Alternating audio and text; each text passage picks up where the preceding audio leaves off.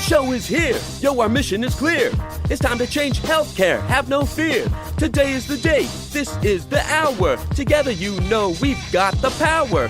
Drop the silos. We're all the same team. Patients, docs, nurses, tech, and marketing. How can anyone be satisfied with the way things have always been? Yeah, we've tried. So join us now. Join the revolution. Digital health is the evolution. Status quo, more like status no. Yeah, this is the healthcare rap. Y'all come on, let's go. Welcome to the Healthcare Rap, where we are ushering in the future of healthcare and the status quo no longer exists. Where we are challenging assumptions about marketing and technology, and we check yesterday's thinking at the door. Where truth drops like an atom bomb, and knowledge flows like Niagara Falls. Each week we challenge assumptions that have been holding back healthcare marketing, and explain how we can do better. Join us. This is the Healthcare Rap.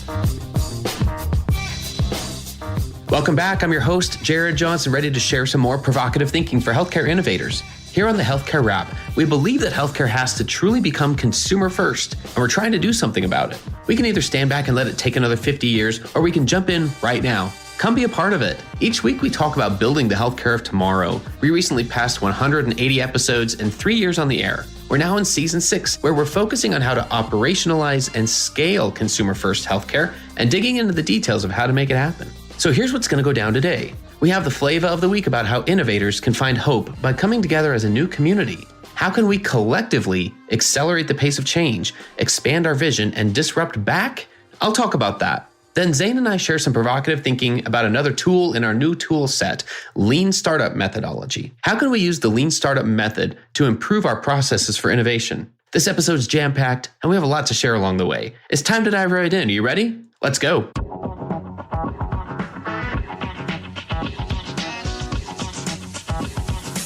Flava of the week. If last week was an episode in the Star Wars trilogy, it might be titled A New Hope. Except where episode 4 in the original trilogy heralds the coming of the one person prophesied to bring balance to the Force, last week gave me hope for the future of a rapidly evolving healthcare industry, and the source of that hope is a collaboration of many people in many different roles, not just a single person or entity. So what happened last week? I had the pleasure of facilitating 2 video calls that felt like beginning steps in a significant new direction. We started discussing perspectives on the increased pace of new entrants offering healthcare services, including Aaron Martin's piece that I discussed in episode number 179 on how it's time for health systems not to go back to business as usual, but that this is the time for health systems to step up and lead disruption. We also discussed Rock Health's piece from just days ago on the trend of what they referred to as the middle children, meaning the non-traditional entrants that aren't the size of big tech and big box retailers, but also aren't the big brands in traditional health delivery or startups. These brands are household names from Target and Best Buy to Lululemon, Nike, and Airbnb. Then we spent the remainder of the hour ideating and riffing to take the conversation to places we didn't know it was going to go. Here's what gave me hope: the collective desires expressed by those on the calls to accelerate the pace of change, expand our vision of how to improve healthcare, and disrupt back. This group wants to do more than simply optimize or even transform the current system that's built around the question of how can we fix? They want to see how we can build a system around how can we thrive? And they're ready to do it by coming to the table with those from different perspectives, skill sets, and types of organizations. If that describes you, DM me on LinkedIn and I'll tell you how to get involved. I've said repeatedly that we aren't going to fix the system with the same thinking that created the system in the first place. And we're not going to get to the right answers by asking the wrong questions. And if we take too long to get there, it might not matter. So yes, I feel a new hope, and there's a place for you to be part of it as well. Let's come together as a professional community and focus all of our collective energy on creating the healthcare that people actually want. That's another way that we'll build the healthcare of tomorrow. And that's the Flava of the week.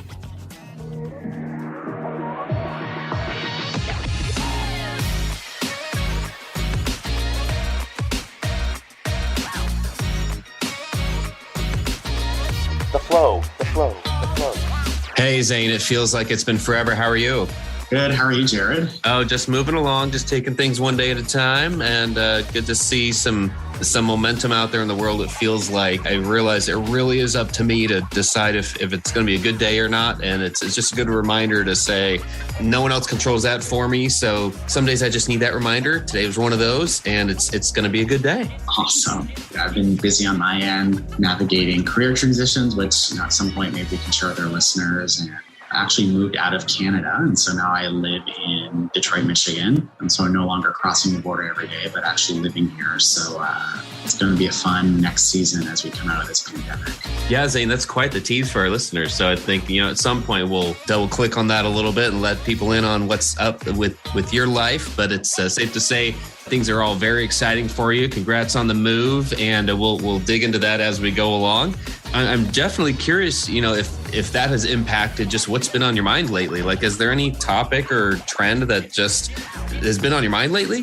Nothing maybe specific, but I think, as we're coming out of this pandemic, I've been listening to lots of other podcasts and, following, thought leaders in different industries, and even, listening to some career coach folks. And, one thing that everyone has been saying is the biggest places, that they're recommending young people get involved in, or those looking to transition their career, is actually the intersection of healthcare and technology, which is right where the two of us are. So that's fantastic. And I think people are starting to recognize, again, especially as we're coming out of this pandemic, and not that we didn't know it before, but I think we realize it even more through this pandemic, that healthcare still isn't where it needs to be. Both in terms of service, both in terms of how digitized it is, and so on and so forth. And so it's exciting. I'm excited, for the next, 5 to 10 years. I think, all of us, the two of us, and then our listeners, we're in the right industry to make some real change. And it sounds like, the folks that influence the industry around us, are rallying and shouting for us to continue to do the work that we talk about here. So it's going to be, I think, some very innovative and exciting next few years. And I hope, everyone, including yourself and our listeners, are encouraged and should continue to fight. Yeah, that is an encouraging thought. I love that. Thanks for sharing that. No problem. So I think today, Zain, let's continue on this series we've been doing on the new tool set. And to remind listeners, we've had a handful of these over the last few weeks where we've talked about a specific tool, and we are talking about business management methods. We are talking about mindsets, and we're talking about innovation methods and mindsets that allow us to create products and service lines and experiences that are consumer first. And that it takes a lot to realize we need new tools. And some of those that we've done recently have included, we've talked about business model canvases, value proposition canvases. We've talked about human-centered design and service design at a foundational level. And one of the next ones we want to talk about, our focus today is on lean startup. And this describes, from my understanding, it's kind of an umbrella term for a few different things. You want to get us started out on kind of our foundational level, our Lean Startup 101. Tell us what this is. What should we know about it? Yeah, so Lean Startup is, to your point, almost like an umbrella term, similar to design thinking or human-centered design, that can kind of mean a lot of things to a lot of people. And frankly, some of the tools we already talked about fit broadly within that construct. So ultimately, Lean Startup was made popular by a gentleman by the name of Eric Ries, who's, go figure, based out of the Silicon Valley area. And he's an entrepreneur. He wrote a book about it. He started to make it popular. And more or less, his grievance was he was tired of building software-based products that ultimately couldn't get any traction. And what he realized, and again, not necessarily rocket science, but he codified the thinking. What he realized is that oftentimes, the traditional IT digital space, products were built based on the ideas of an entrepreneur or innovator. They built them, built all the features, and then tried to launch them, and realized, much to their own chagrin, that there was no product uptake, because perhaps they built a product that no one wanted or didn't exactly meet the needs. And so, they lose out big time, right? And so the Lean Startup methodology showed on scene. And frankly, it's the method that, a lot of big brands in healthcare use, sorry, not healthcare, but technology, be it Amazon, Google, Facebook, you name it, or any of these startups that we're all familiar with are using. And basically, it's a methodology that says, and again, I want to remind our listeners that a lot of this stuff connects. So this shouldn't be new to anyone, but it's the idea that we should first learn what it is that our consumers or our potential customers actually have a challenge with. Like, what is their real problem? Let's go and learn. And based on what we find out, based on, call it, the jobs to be done or the insights that we find through those qualitative research methods and quantitative. Based on that, let's start to design a product with features that specifically address the challenges that we've uncovered. In a nutshell, that's what Lean Startup seeks to do, starting with those insights.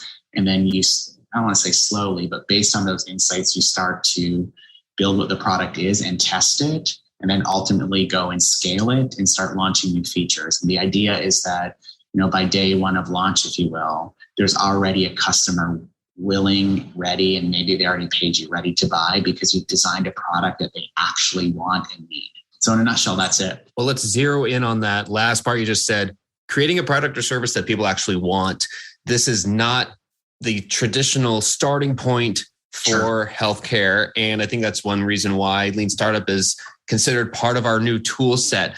And I'll take us to the opposite end of that spectrum, which is a lot of experience as a former web developer, web content director, those types of roles where I was responsible for driving traffic, bringing people to a certain place, having a certain level of experience, leading to certain calls to action, measurement, and at the end of the day, creating the destination for all of those things to happen.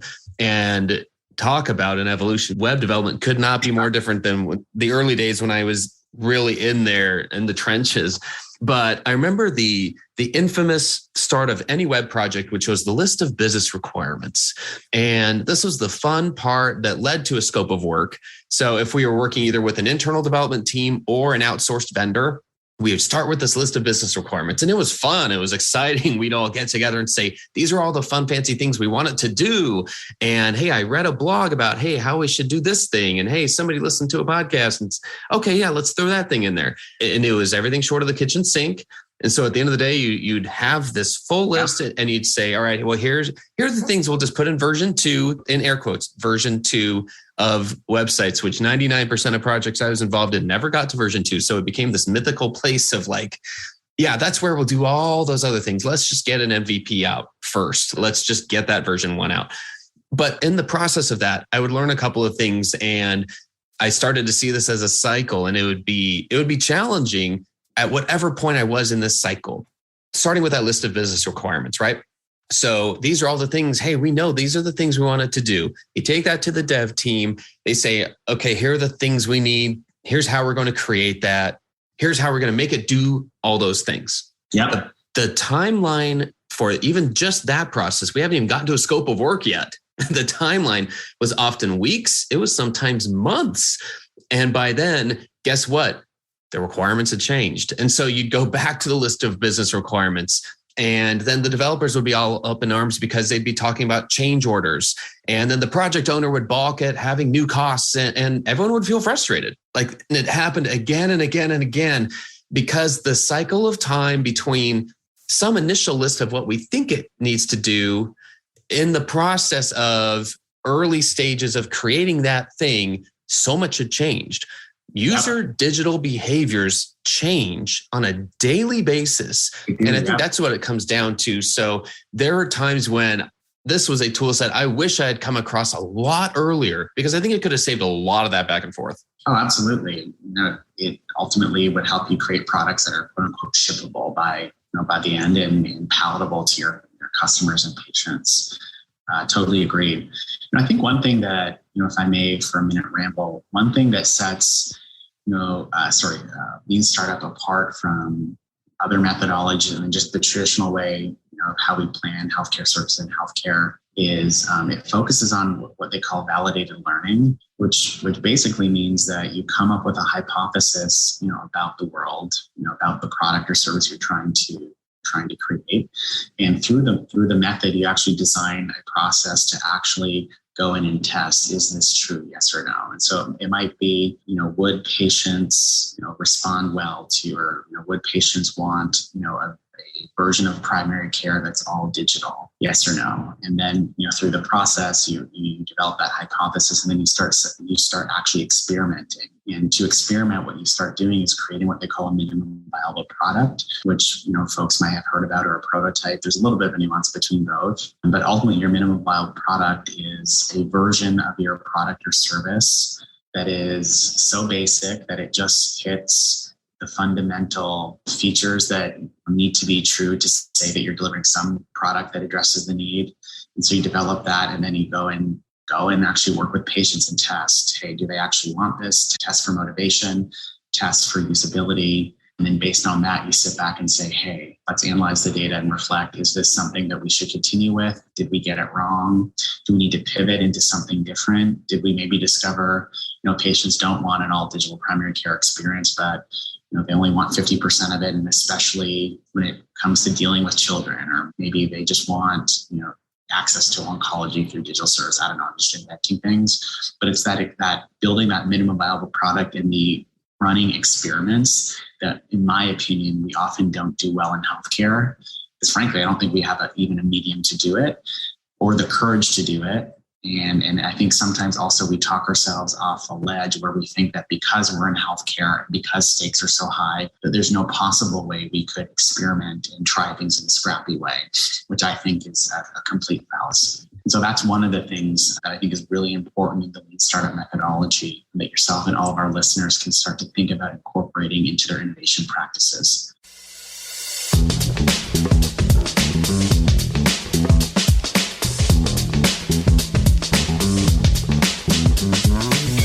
Hi, this is John Lynn from the Healthcare IT Today podcast.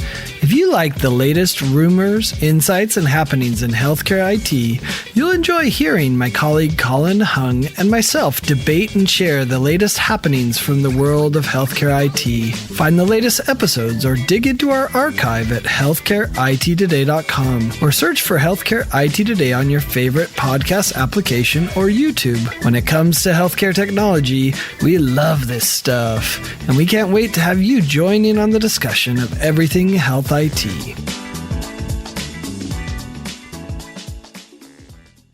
Hey, this is Scott Burgess from Healthcare 360, the fair and balanced healthcare podcast, exploring everything you wish you knew about healthcare, but don't. Join us weekly in an open, transparent conversation with some of the biggest names in the healthcare business, surrounding this one question and one question only.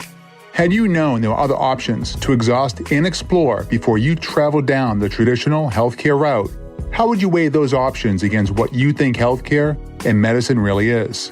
For more information about Healthcare 360 and how together we can help transform lives, visit scotteburgess.com, subscribe to our YouTube channel, or follow us anywhere you enjoy listening.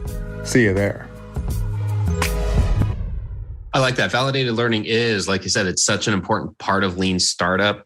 And when we think about how do we apply that and why does it matter, I think it's important to not do that in a vacuum and realize that that's one part. I mean, I've seen Lean Startup described as it's a cycle. It is a continual loop. It's totally a cycle. You go around and around really, it's almost like a design thing, like hypothesize, build, learn. You go around and around and around until you land on something that actually sticks. And then once that piece sticks, you go around and around again, developing features and launching them. And so think about Facebook. I remember when Facebook first started, it was really just like a MySpace. It was just like a picture and a wall. You could share it. I don't even know if you could message on version 1. But now look how Facebook has turned into like everything. It's Messenger, it's Market, it's Facebook dating. Facebook actually sent me a notification to get on that. So that's another story for listeners, right? But it's everything. But all those things didn't come out once. Imagine, Jared, had Facebook waited till yesterday to finally launch with all its features. Where would it be today? It'd be nowhere.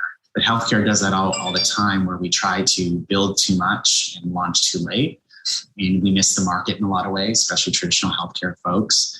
And we just don't bring our value to the market. And so definitely, Lean Startup is iterative, it's real life, it's anti-waterfall project management, which we talked about. It's very agile, and it's definitely something we all need to get into. One more thing too, I'll say what I love about the Lean Startup methodology is that it comes from the principle that the best way, or at least the method believes that the best way to understand human performance is to track behavior of real people and not ask for opinions. And so what I want to say about that is, in my experience in healthcare, we're really good actually at creating survey monkeys, polling our patients about things and those methods of collecting insights are actually very limited because people can lie, questions can be leading, you don't really get the full truth. And so the value of launching a minimal viable product or even a prototype is you can actually observe how Jared Johnson uses XYZ product and draw your own insights as a trained qualitative or quantitative researcher. And so that's something that's also different, where we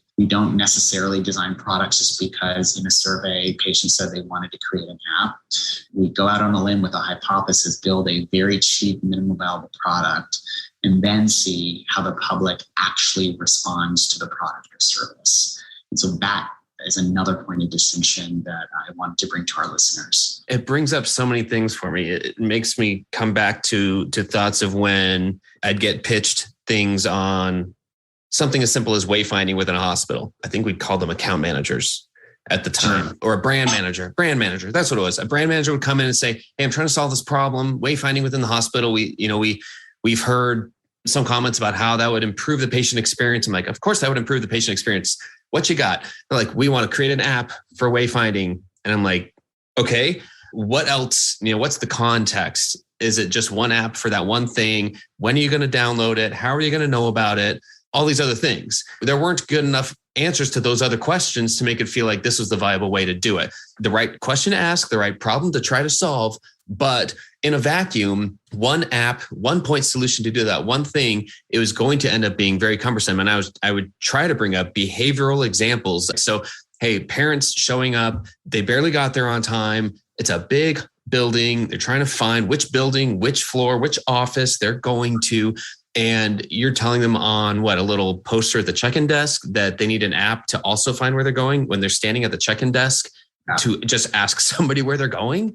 I'm like, let's think through that a little bit more. And then the other thing it brought to mind was just the thought of how this all does come together. If we swing the pendulum all the way to the other side and say, like you said, it really got me when you're talking about all the features that you're trying to pack in all at once, that, Facebook never would have gotten off the ground if they tried to see everything that was whiteboarded in those first sessions, try to fit it all in. Because first and foremost, no one's going to use a lot of those things. Right. And like Facebook dating, right? Right. I guess there's the mindset aspect of it. And there's also a process aspect of it. One piece of lean startup methodology I understand is about eliminating uncertainty. There are some principles in it involved about how lean doesn't just mean simply spending less money. It doesn't just mean failing fast, failing cheap. It actually is about putting in a process, a methodology around the development of a product. And that in and of itself is the thing that helps you fail fast, fail cheap, and ultimately save money and time.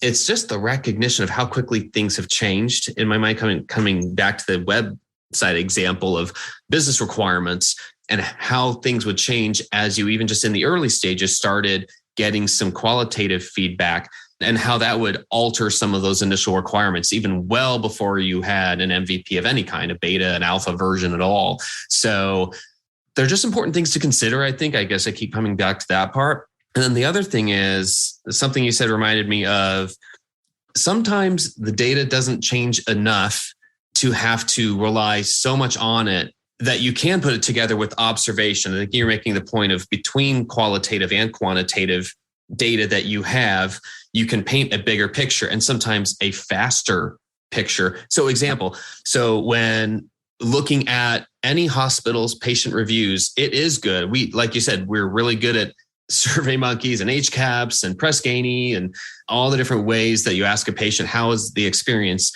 even though there are things about that methodology that can be improved because how much later are you asking them? But I digress. But you do have a lot of data there. And so you could just say, this was great. We got fewer 1-star reviews overall, proportionately than we did last quarter. And you could say that's progress. You could also say, I can tell you right now, I'm no magician, but I've read enough patient reviews. I can tell you right now, 80% of the 1-stars had a terrible experience either with their billing experience or with customer service. Somebody was rude to them or inconsiderate or apathetic to them. It does not take a rocket scientist to say next quarter, those are going to be the same 2 problems at the top of the list. So what can we do to start incorporating that feedback loop in a little quicker way and not wait for the next quarter to come out to try to address some of the problems involved. So I guess that's where my mind went also. Yeah. And that's where, again, everything connects. So that's where we now jump actually into like agile methodology and like sprint planning and things like that to actually start bringing those new features to market a lot quicker. But just trying to connect all the other dots, that's where it rubs afoul against typical, hospital system planning where things are done in quarters or, every 2 quarters, budgets are issued, capital is dispensed and things like that. And so I say that to say that this all goes back to like a bigger principle, like we talked about like last season in the healthcare wrap around culture, where the culture of an organization needs to start changing, and also the internal process of the organization to incentivize and create the environment where lean startup and agile methodologies can be implemented effectively. It's a bigger dragon to slay than you might think out of the get-go, if that makes sense. Yes, makes perfect sense.